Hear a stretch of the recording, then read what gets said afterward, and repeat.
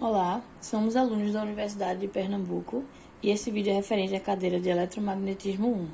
O nosso grupo é composto de Nathalie Christi, Rafaela Christi, Laura Silveira, José Lucas e Maria Natália. A questão que vamos resolver hoje é a 4.3 e o enunciado é o seguinte. Duas cargas pontuais Q1 e Q2 estão localizadas no vetor posição 4, 0 e menos 3 e 2, 0 e 1, respectivamente. Se Q2 é igual a 4 nanocoulomb, determine Q1 tal que, letra A, o campo elétrico E em 5, 0 e 6 não tem componente em Z. Então, a primeira função que a gente vai usar é a do campo elétrico. E é referente a para N cargas pontuais, tal qual Q1 e Q2, localizadas em R1 e R2, que foi dado no enunciado, a intensidade do campo elétrico no ponto R, que é o que a gente quer, é obtida dessas equações aqui. Então, é essa a soma dessas intensidades do campo elétrico.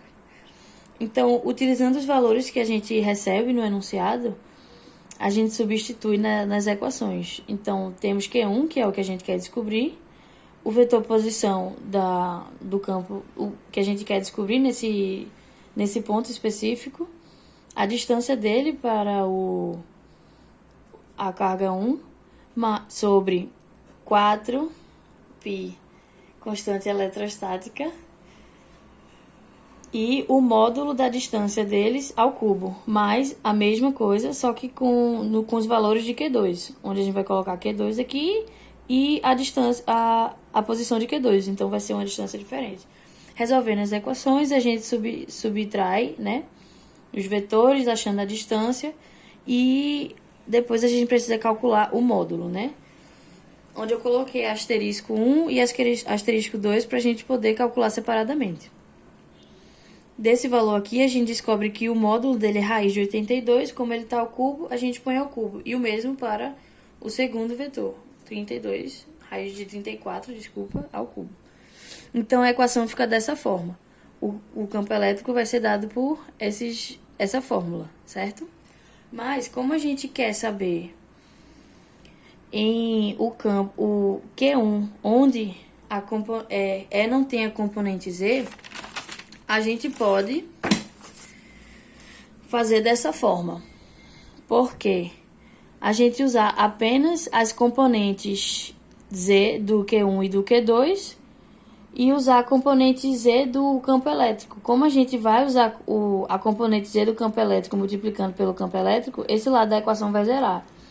Então, a gente usa apenas a componente Z multiplicando também pelas cargas. Então, temos Q1 vezes 9, que é a componente Z, Q2, que a gente tem o valor que é 4 nanocoulomb por 5, e o resto da equação mantém o mesmo. Passando a equação para o outro lado, a gente vai ter Q1, esse lado passa todo para lá negativo, essa denominador passa multiplicando e esse dividindo. Então, resolvendo as equações, a gente tem o valor, vai ser aproximadamente menos 8,3232 nanocoulomb, para essa situação específica. Já na letra B, o enunciado diz o seguinte: a força sobre uma carga teste em 5, 0 e 6 não tem a componente em X. Então, a gente também quer descobrir o valor de Q1 para tal situação. A fórmula básica que a gente vai usar da força é essa daqui. Então, a gente substituindo os valores, a gente vai ter o Qzinho, que é a carga de teste, Q1, que continua, que é o que a gente quer descobrir, as distâncias, que ainda são as mesmas, e Q2, que a gente tem e vai substituir posteriormente. A distância também é a mesma, resolvendo usando, inclusive, como referência a letra A, outra equação, porque os valores são os mesmos. A gente vai fazer da mesma forma. Como a gente quer apenas o valor de Q1, e a gente sabe que a componente X da força é 0, a gente pode usar ela multiplicando pela força e usando as cargas também multiplicando apenas pela componente X. Então, a gente usa apenas a componente X de referência, tal qual a gente fez na letra A. Então, substituindo os valores, vamos ter Q2 igual a 4, os mesmos valores dos módulos.